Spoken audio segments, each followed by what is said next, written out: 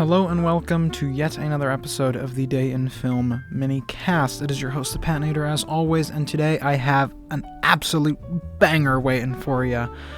Before I get into A Complete Unknown, I have to first thank you for the wonderfully warm response on Baby Girl. Even if my watch time isn't up, I appreciate 1,000 viewers, no matter the day of the week. Thank you for being here. I hope you're having a wonderful day, and I hope this video just makes it better.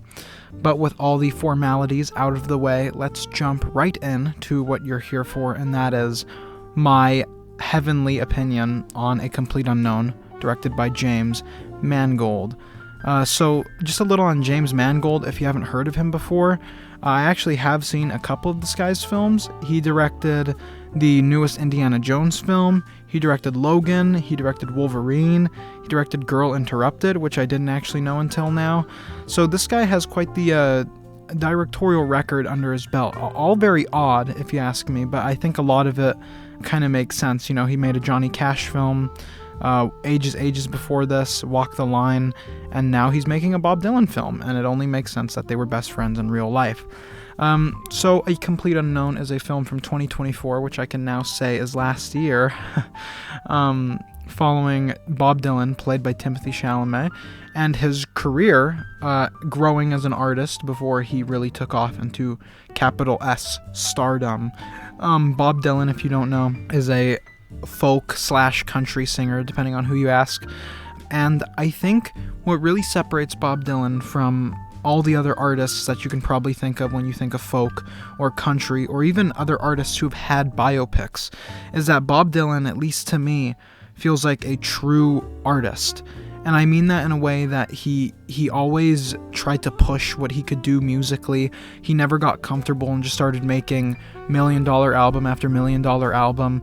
You know, the whole controversy, one of the biggest in his career was his song A Complete Unknown. I don't know if that's actually what it's called, but at a concert that he would perform at regularly, he played what is now a rock and roll song, basically, instead of the folk country music that he was known for. And I think it's an absolutely beautiful moment. But to talk a little bit more about the actual movie instead of specific moments, I mean, Timothée Chalamet absolutely rocks it in this movie, guys. I am a big fan of Timothée Chalamet. I have been following his career with great interest. I've seen pretty much, well, definitely not all of his films, but I've seen, I'd say, a good handful of them, and I would say I thoroughly enjoyed every single one that I've seen so far. He definitely has stinkers, don't look up. But the ones that I've seen have been pretty good, and I mean, Bones and All wasn't great either, but I've enjoyed what I've seen from Timothée Chalamet, and I was afraid. I actually went into this movie with some kind of negative bias because I heard the Bob Dylan voice that he does in the trailers, and I was going in a little afraid that he would kind of be so annoying with it that the movie would be unwatchable. But I'm happy to say that I think he does it to the perfect extent. It doesn't feel like he's overplaying it. It doesn't feel like he's underplaying it. It definitely still feels like a factor. You know, you can hear it in his voice when he's singing. And speaking of singing, Timothée Chalamet has a very nice singing voice. At least when he's doing his Bob Dylan impression. Like, all of the numbers in this movie sound really good. It definitely feels like Timothée Chalamet was the perfect casting for this film. The supporting cast around Timothée Chalamet, Ed Norton, Ella Fanning, Monica Barbaro, like, all of these actors and actresses are excellent, and I think they help form a very strong foundation for Timothée Chalamet to really take off on his own in this, you know, Bob Dylan movie. You know, he plays Bob Dylan, you'd hope he'd take off, and he absolutely does. You know, Ed Norton's character, these are all real people, it's real life, this really happened. Pete Seeger, or Ed Norton, excellent actor, excellent character. I really like seeing the way his character progresses and you can see and feel how Dylan's reaction and opinion of him changes throughout time as he makes decisions and things like that. I think it's really beautiful. I think Timothy Chalamet's countless girlfriends are also a very important part of the movie, and I think they're all played very well. Even the black chick who only has like 10 minutes of screen time, I think she's pretty good. Visually, I thought the movie was very beautiful looking. I think the 60s, early to late 60s visual aesthetic works wonderfully.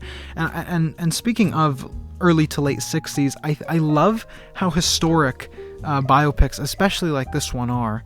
I think it's really special when you can have a scene where the Cuban Missile Crisis is happening and simultaneously have Bob Dylan writing some random song in his girlfriend's apartment.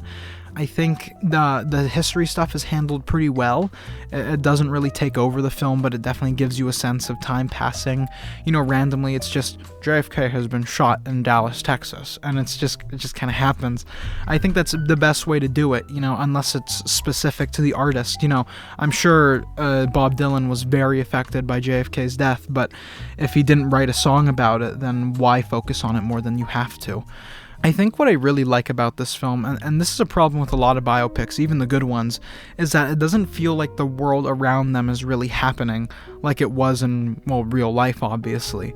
I think of films, like even movies I really love, like Priscilla, directed by Sofia Coppola from 2 years ago. That movie outside of Sofia feels very dead. It feels very dry, very drab. Even like Bohemian Rhapsody, which is not a biopic I'm too fond of. Even the UK, like, you're going through this huge, like, punk rock and roll era, and it somehow just feels dead and boring and drab. And I think Complete Unknown perfectly swerves this. It constantly feels like this eruption of culture, which is what was happening in the 60s. I just really enjoyed it, and I gotta say, I think this is probably one of the best biopics I've ever seen, period. Now, could I give you an exact ranking of all of the ones I've seen? No, because I don't know how many biopics I've seen. But I'd say this definitely lands in the top 3. Because if no other biopics are coming to mind, then they must not have left a very strong impression. I guess Lawrence of Arabia is a better biopic, but whatever. Yeah, I gave the movie an 8 out of 10. I think A Complete Unknown is a standout in an already pretty strong year for film. That being 2024. We're in 2025 now, guys. Very excited for Mickey 17. Very excited for pretty much everything I saw 28 years later. I'm very excited for, any and everything that's coming out this year. If it's coming out this year, even the Minecraft movie, rest assured you will see a video on it and I will be seated. But I have been rambling too long now. I hope you enjoyed the video. I know I'm being a little quiet. My dog is in my room and I don't want to wake her up. Yeah, that's all I have to say on A Complete Unknown. I definitely recommend you watch it. If it's still in your theaters, it should still be. Especially if you're a woman, because Timothy Chalamet has his thighs out in this movie. But with all that out of the way, I hope you have a wonderful day, and I will see you in the theaters. And I'll see you in the theater.